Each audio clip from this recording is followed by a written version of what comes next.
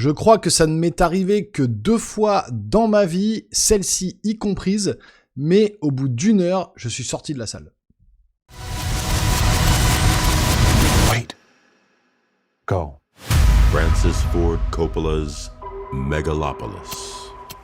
Bonjour les amis, bienvenue sur la chaîne. Je suis ravi de vous retrouver aujourd'hui pour parler du film Megalopolis, ou plutôt de la moitié du film Megalopolis, puisque vous l'avez compris en introduction, j'ai quitté la salle après 1 heure, même pas après la moitié, puisque le film dure 2h20, et je vais vous expliquer pourquoi dans cette vidéo.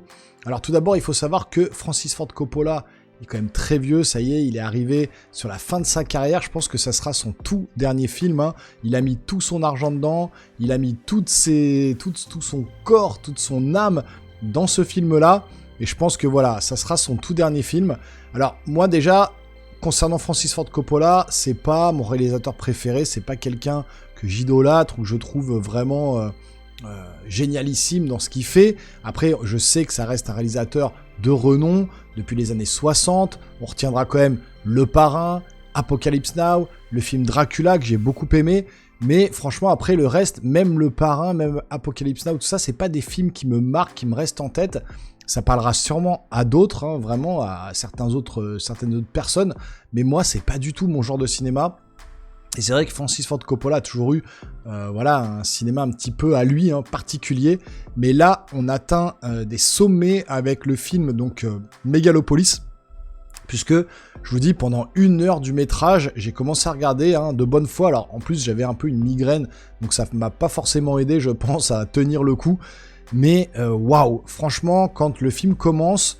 Alors, formellement, c'est très beau, c'est vrai que c'est très bien réalisé, c'est très bien shooté, la photographie, elle est originale, elle est belle, on va dire les décors, les costumes, tout est vraiment bien représenté, c'est palpable, sauf parfois où effectivement les décors vont faire un petit peu faux, et là où ça va pêcher, c'est au niveau des effets spéciaux, on voit que Coppola n'est plus trop dans son temps, les effets spéciaux sont un peu datés, ça c'est vraiment marqué à l'écran, ça se voit. Et pour le coup, ça entache un petit peu le film, mais je vais vous dire, c'est pas le plus grave en fait pour moi dans ce film-là, que ce soit les effets spéciaux ou la colorimétrie ou la photographie qui est un peu particulière, mais qui a cette petite touche Coppola justement qui fait que vous êtes embarqué au niveau de l'image, au niveau formel en tout cas vous êtes embarqué, mais au niveau du fond, au niveau du scénario, au niveau des dialogues, mon Dieu, qu'est-ce que c'est pompeux! Qu'est-ce que c'est verbeux, quoi. J'avais l'impression pendant les 1 heure d'être dans une espèce de pièce de théâtre, parfois même d'être dans un opéra, dans un truc comme ça, où c'est pas que ça va chanter, mais que ça va parler avec vraiment des dialogues vraiment d'un autre temps, quoi. On a vraiment l'impression que les dialogues sont appuyés, que c'est vraiment joué comme sur une scène, très théâtrale, très pompeux, comme je vous ai dit. Et du coup, vous êtes un peu déstabilisé par cette façon de parler, qui n'est plus du tout de notre temps, hein, de 2024. Et du coup, ça se ressent immédiatement que on n'est plus au même niveau, enfin en tout cas Coppola n'est plus au même niveau de son temps à lui et du 21e siècle maintenant, en 2024. Ça se ressent immédiatement. Et puis, le film est complètement décousu, ça part dans tous les sens. Les personnages... On s'attache à personne, ils sont très irrévérencieux, chacun de leur côté.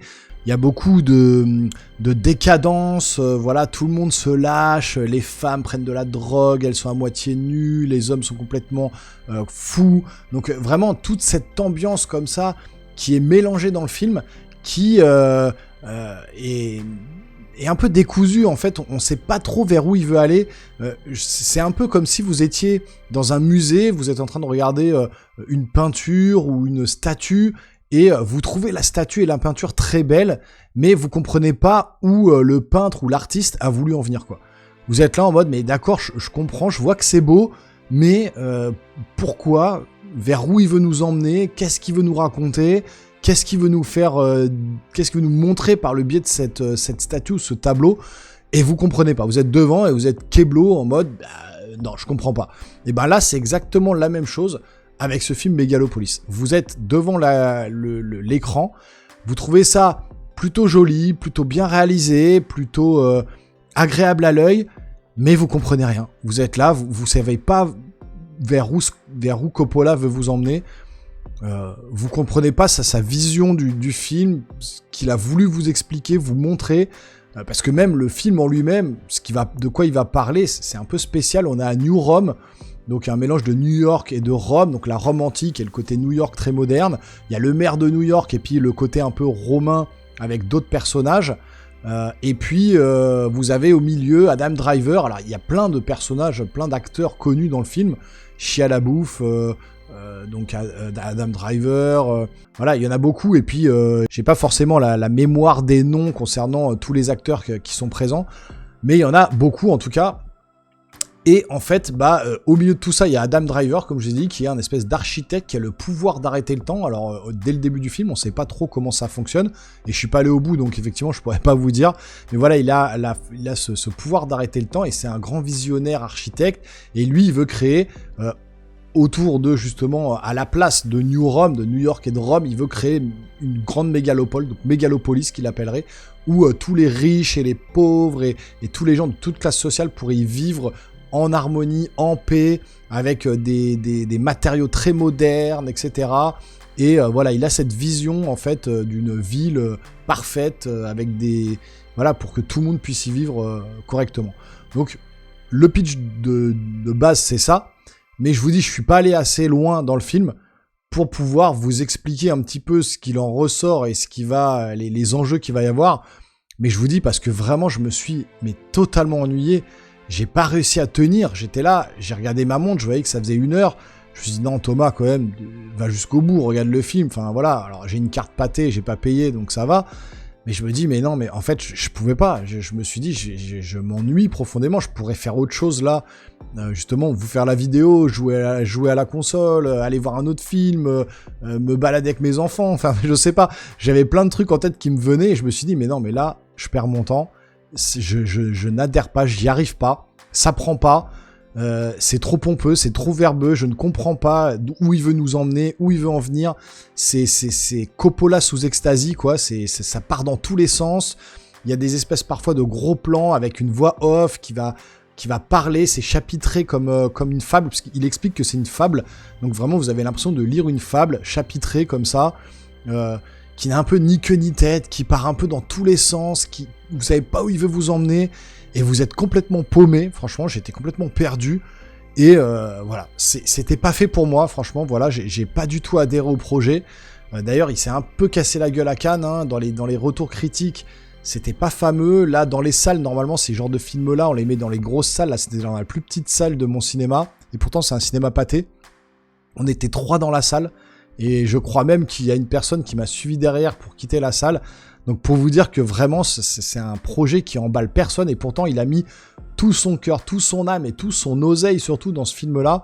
Et c'est pour ça que je vous dis que je pense que c'est le dernier film de Coppola. Je pense qu'il pourra pas faire autre chose. C'était l'œuvre de sa vie. Eh ben, je suis désolé monsieur Coppola, mais pour ma part, j'ai pas compris. J'ai pas su où vous voulez nous emmener. Donc voilà, pour moi, c'est pas possible. J'ai pas du tout adhéré. Donc je vous laisserai vous faire votre propre avis, à la limite, allez le voir si vous le souhaitez, revenez en commentaire, me dire, voilà, si vous, ça vous a captivé ou non, mais moi j'étais carrément pas du tout dedans, j'ai pas réussi à accrocher, donc vous me direz tout ça en commentaire. Si vous voulez me soutenir, vous pouvez vous abonner à la chaîne, activer la petite cloche et lâcher un gros pouce en l'air, et nous les geeks, on se revoit très rapidement sur une prochaine vidéo, portez-vous bien surtout, ciao ciao.